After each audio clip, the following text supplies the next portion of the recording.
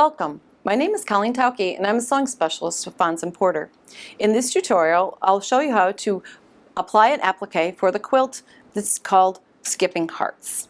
For the pattern for this quilt, visit our website. Okay, and this one we are going to be using 5-inch squares of a print fabric and a matching 5-inch squares of background fabric consistent throughout the quilt. Now, if you look at this quilt, you'd say, checkerboard, very easy, but we also have applique. And if this is a beginning quilt for you, applique can be something that can be a little bit intimidating.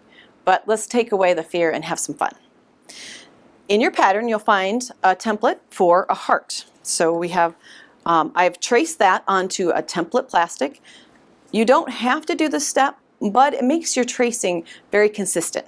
So I have traced it onto template plastic, and I've actually marked it with the actual pattern name and what issue it came from. Because if I put this away later, then maybe I'll want to make another quilt using it. So we're going to use a paper-backed fusible material.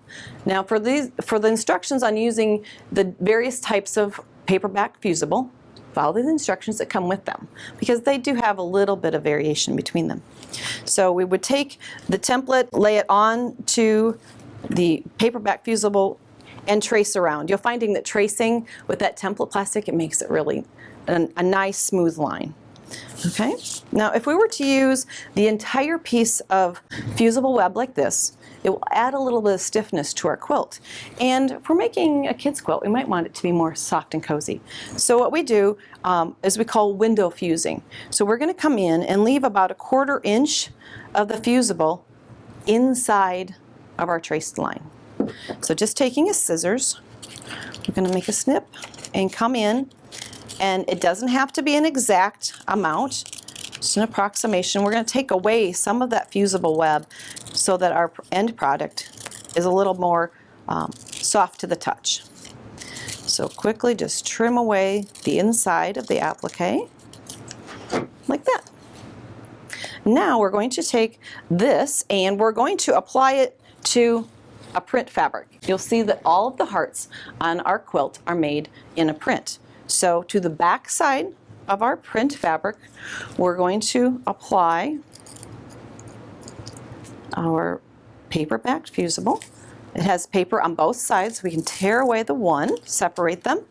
This product is a little bit tacky, so we can actually come into our print fabric and place it where we want. This, and it stays in place, but just to make sure that it doesn't move while we're working with it, we put just a little bit of heat on there. And now it's the time where we are going to have the exact outer edge of our applique. We're going to be trimming it. A lot of times people will want to pick up a shorter blade scissor. If you were to pick up though the long ones that you have in your stash of tools, you'll get a smoother cut because you can make a long cut at once. That reduces the number of elbows, those little bobbles in your trimming of your applique.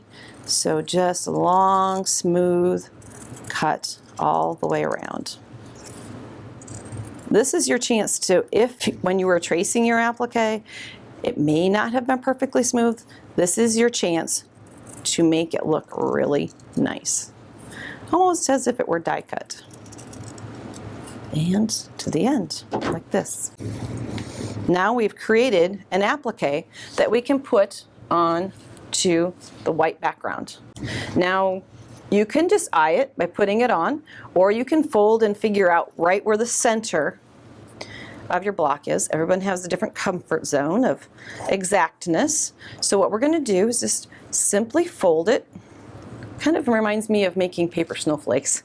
But we're going to be opening that back up, and then you'll just have really light lines for guides. And so then we're going to remove the paperback fusible. One nice piece, if we can get it off. There we go.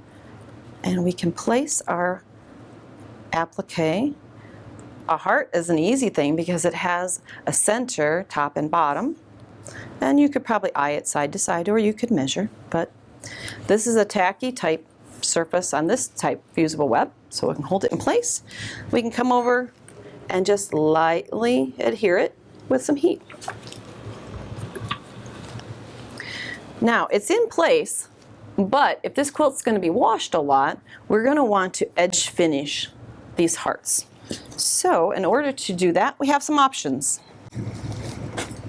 Your machine probably does a variety of different stitches. One simple way to finish, and this would give a more informal finish to the edge of your applique, is to simply come in and do a straight stitch about 1/8 inch away from the cut edge.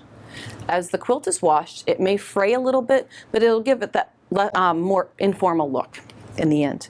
Now this would require that your stitching is fairly straight, so if you're not quite as confident in that area, here's another option.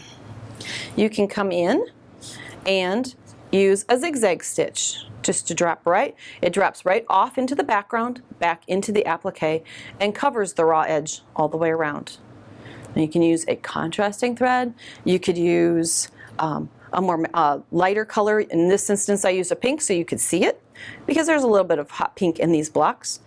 You could also use yellow or white. That's your design option at this point.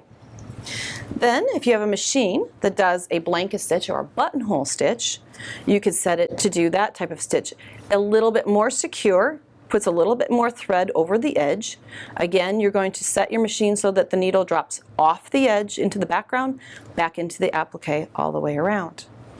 And if we want to kick it up a little bit further, we could even use a variegated thread that changes colors.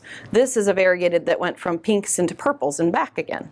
So you get a little bit of a design choice in how you finish the raw edge of your appliques. Okay, now that we have our applique blocks ready to go, now it's the layout for the quilt. So we're going to make an applique, place an applique block, a 5-inch square of print, an applique block, and you can see the pattern that's starting to come out just like the quilt behind us. And here is a couple rows that are already constructed. You could have fun with a lot of different kids' prints. I could see a little boy's print being used here, crayon color prints, a lot of fun.